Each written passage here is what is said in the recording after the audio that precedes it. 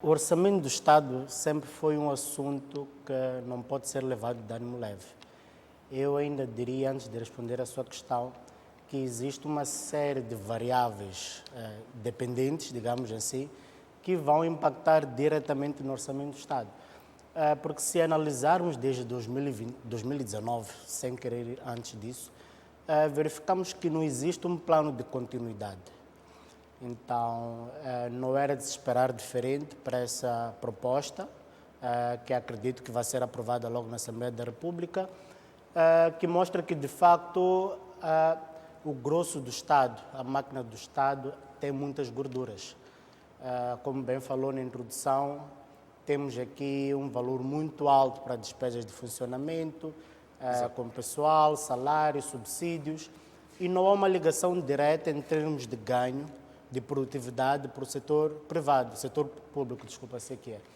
Então, claramente que era o que era possível, sendo de uma forma sincera, mas não tínhamos outra alternativa, considerando o próprio histórico do país. No ano passado houve duas eleições, anos consecutivos, houve a crise pós-eleitoral, então já mostra que o debate que tem-se vindo a levar, de facto, tem que se ter soluções bem mais práticas, porque neste momento a massa salarial do Estado está muito alta, é suposto haver uma redução do governo, pelo menos a nível do topo, que ainda não se percebeu muito bem. Exato. Teve a questão da tabela salarial única, temos a dívida pública alta, temos a inflação, temos a taxa de juros que até agora está um pouco mais leve.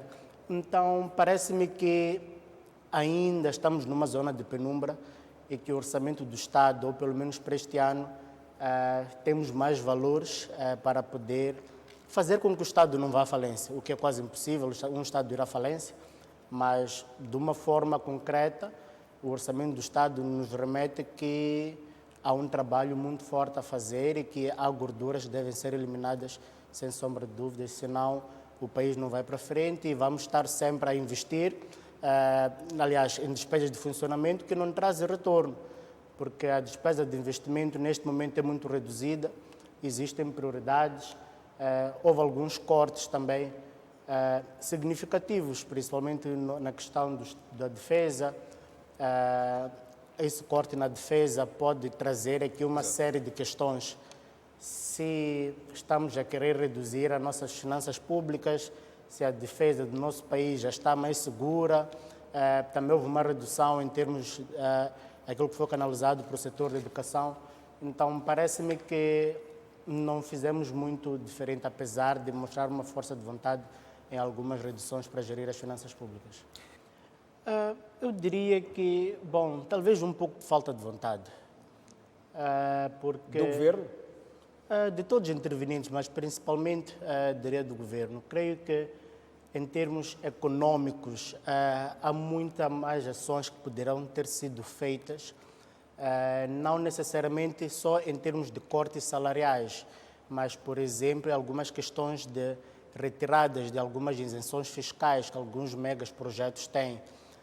Isso poderia tentar equilibrar um pouco a política orçamental em termos, e a política fiscal em termos de colheita de receitas. Existem algumas duplicações de funções, não só a nível individual, mas também a nível institucional, que em algum momento confunde qual é o papel das instituições, dos cargos. Então, parece-me que há um trabalho ainda muito estruturado que não vai ser realizado em um mandato, ou pelo menos em um ano, porque requer uma reestruturação bem aprofundada e da base. Um grande exemplo é a prova de vida. Nós agora temos a questão das horas extras dos professores, mas talvez podemos descobrir que nessas horas extras tem uns tantos professores lá que nem existem, que talvez nem estiveram lá. Assim como também podem ter funcionários do Estado que talvez estão lá, mas talvez já faleceram, não estão lá no seu cargo. Exato. Então, é uma série de fatores, porque para nós identificarmos o problema, ou melhor, para termos as soluções, creio que o diagnóstico deveria ser um pouco mais aprofundado, porque cortar salários ou as gorduras é algo muito ambíguo. Nós podemos reduzir duplicações, podemos cortar alguns subsídios, algumas regalias, mas isso ainda não vai ser suficiente, se a nossa gestão não for das melhores, se a nossa política de investimento também não estiver, e principalmente em termos de qualidade dos nossos projetos. Se os nossos projetos forem recorrentes, serem projetos de curto prazo, o que vai estar a acontecer é que a cada ciclo governativo ou a cada ciclo econômico estaremos a enfrentar os mesmos problemas, que é como essa proposta parece-me que poderia ainda ser bem mais atrativa para os desafios do país. Realmente, se nós olharmos o déficit estrutural, quando nós falamos sobre na questão do orçamento, tem vindo a ser persistente. Este ano estamos a falar cerca de 25% em relação a despesas, portanto estamos a falar de um quarto da receita, ainda o Estado não detém este dinheiro, ou melhor, não irá vir das receitas da coleta direta, terá que encontrar outras fontes. Mas é de felicitar o PSOE ou o documento, porque reconhece este desafio e fala muito bem de que serão adotadas medidas adicionais para a mobilização de receitas. Isto para dizer que a receita, a coleta não é suficiente e é preciso encontrar outras fontes de receita que não sejam, obviamente, fontes que vão encarecer ainda mais os desafios do país. Isto estou para dizer que nas fontes primárias para acrescentar dinheiro que o país precisa, é preciso evitar que o Estado recorra mais uma vez à dívida interna, porque aí estaria sim a tirar o pouco dinheiro que o mercado possui, a tirar o pouco dinheiro que iria para o setor empresarial para ir para o orçamento. Não digo que não é problema, mas é de felicitar o reconhecimento deste desafio. Portanto, o Estado, a proposta não esconde, diz que há este desafio que é preciso encontrar medidas, mas o próprio documento já traz aqui duas fontes interessantes de como pode-se aumentar a receita do Estado. Primeiro, que é melhorar a arrecadação da própria receita.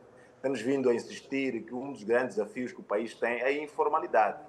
Nós temos ainda um grande setor econômico que está no informal, o Estado não consegue coletar dinheiro deste setor informal. Portanto, há uma necessidade de melhorar a transferência ou a transformação do setor informal para o setor formal.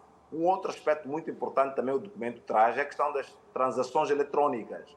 Se nós olharmos hoje, quando nós falamos em relação à conta bancária, só para darmos um exemplo, quase todo cidadão adulto já tem uma conta digital. Portanto, todo cidadão adulto tem uma ou duas contas digitais. Mas quando vamos para as contas bancárias, encontramos que ainda 30% de cidadãos adultos é que têm conta bancária. Então, isso significa que existe ainda um elevado ou significativo volume de transações que estão a ocorrer nas transações eletrónicas. E o documento apresenta esta fonte como sendo uma das fontes de coleta de receitas. Obviamente que o aumento da produção é que vai, obviamente, assegurar que o Estado possa coletar mais receitas. Então, para mim, aqui o grande desafio não é forçar que o Estado diminua as despesas, principalmente em relação à estrutura do governo, porque não sinto que aí seja significativo encontrar-se dinheiro para cobrir o déficit orçamental, mas é preciso, obviamente, aumentar a receita. É como se fosse uma família, que o dinheiro que recebe ao fim do mês não é suficiente para pagar as despesas básicas.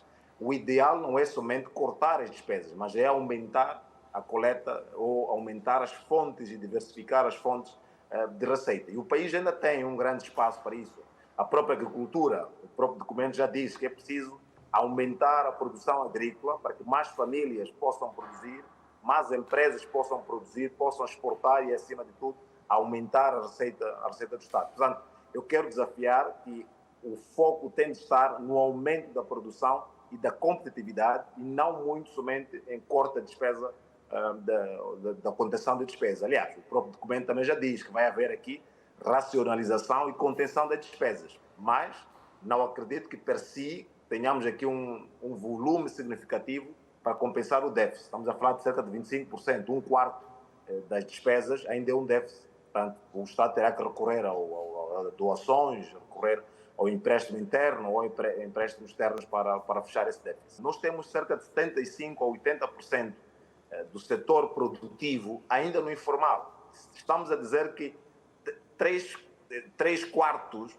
daqueles que estão a produzir, estão no informal e não pagam receitas ao Estado, não contribuem para a receita do Estado. Então, é preciso o Estado aumentar a sua capacidade de coleta.